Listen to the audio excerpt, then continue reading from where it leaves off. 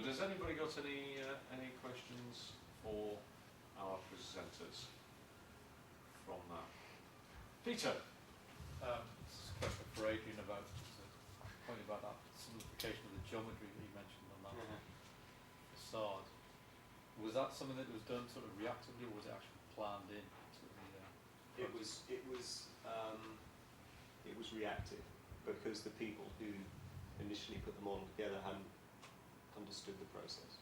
But they do know now. The lesson is basically to put that into BIM execution. Exactly. It's what I was saying right at the beginning. You need to understand the outcomes, and then you put that kind of information and you simplify.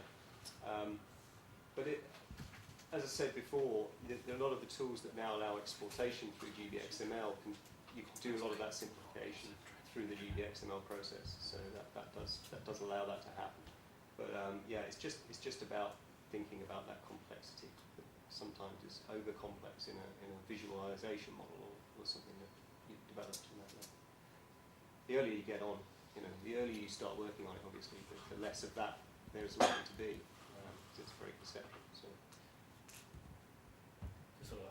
The only thing I'd add is, I think it makes sense to kind of have these discussions with your consultants as well, because we're not, from an architectural background, we're not M&E or wind modelers, etc.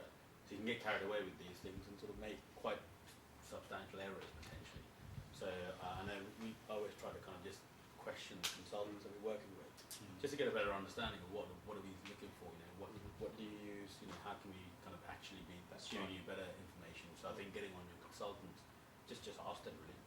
Say, I think it's a bit of an error to think that we can do everything up front and get it right, especially the errors like tolerances. I think that's the mentality we need to move away from. It, we can holistically do everything, isn't that? It's about the whole team coming together and combining those skills to get the best outcome. Which is what essentially BIM is. It's really a mindset change as opposed to just buying some software. It's not going to be Cultural, you're saying. culture. Yeah, indeed. Definitely. Any further questions?